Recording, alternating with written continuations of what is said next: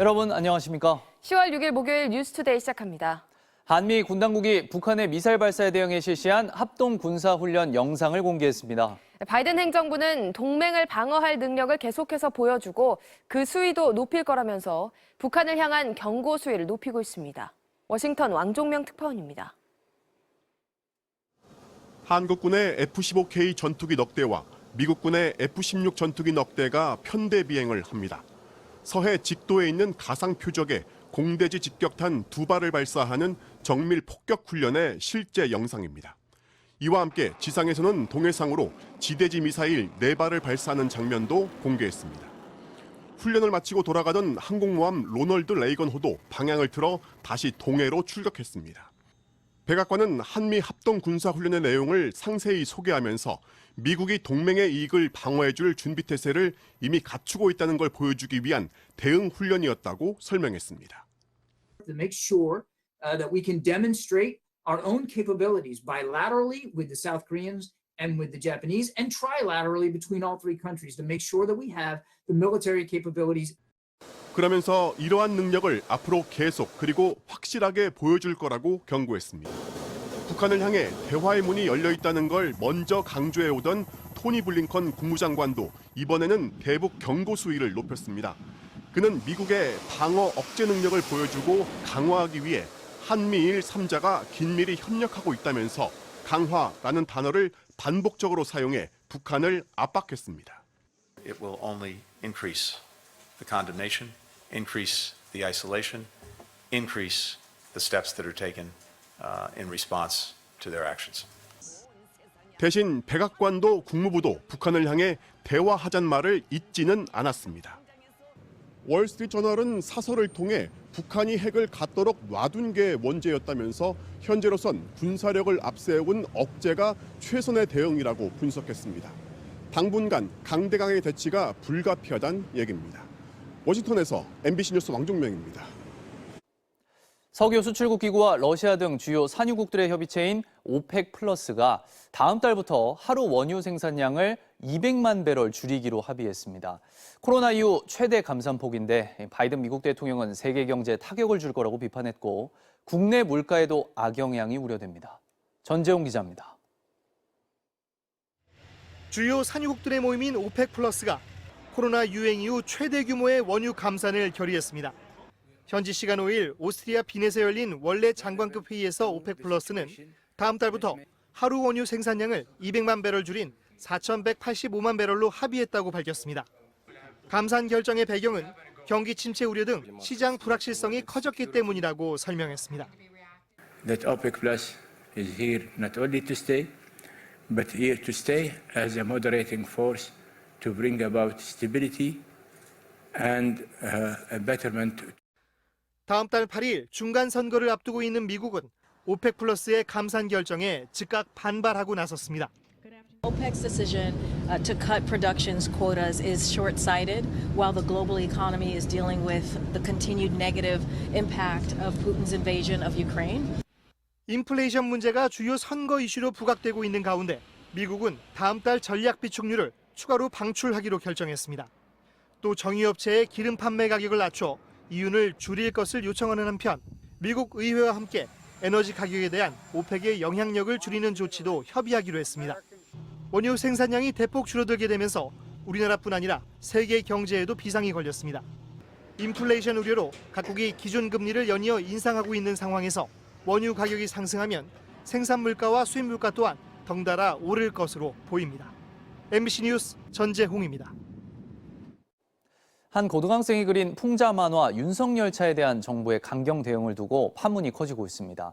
국정감사에서도 거센 논쟁이 벌어졌습니다. 박소희 기자입니다.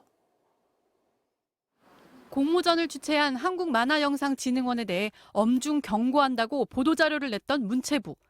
반나절 만에 엄격한 책임을 묻겠다며 또다시 보도자료를 냈습니다. 진흥원이 저작권 침해 소지가 있거나 정치적 의도, 타인의 명예를 훼손하는 등의 결격 사유를 누락해 문체부의 승인 사항을 위반했다는 겁니다. 박보균 문체부 장관은 국감에서도 이 같은 입장을 이어갔습니다.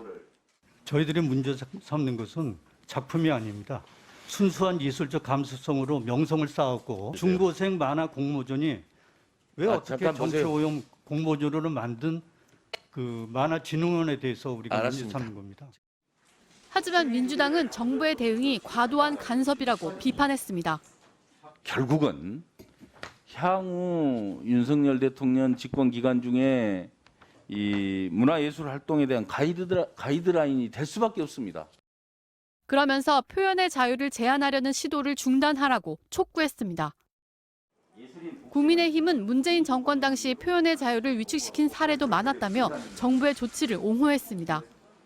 2019년 3월에 문재인 대통령은 김정은이 수석 대변인이라고 외신이 보도하자 당시 민주당 이해식 대변인이 기자의 이름, 개인 이력 등을 공개하고 이후 비판이 거세지자 삭제를 했습니다. 문화체육관광부는 한국만화영상진흥원의 소명을 들은 뒤 후원 승인 취소 등 후속 절차에 들어가겠다고 밝혔습니다. MBC 뉴스 박소희입니다. 감사원이 서해 공무원 피격 사건에 대한 특별감사에 착수하면서 최고 의결기구인 감사위원회 의결을 거치지 않은 것으로 확인됐습니다. 심각한 절차 위반이라는 지적이 나옵니다. 이지선 기자입니다. 지난 6월 16일 해경은 서해 공무원 피격 사건과 관련해 긴급 브리핑을 열고 월북한 걸로 판단된다던 2년 전 발표를 정반대로 뒤집었습니다. 월북 의도를 인정할 만한 증거는 발견하지 못했습니다. 바로 다음 날 감사원은 특별조사국을 투입해 감사에 착수하겠다고 밝혔습니다. 그럼 이 감사는 감사원 최고 의결기구인 감사위원회의 의결을 거쳤을까?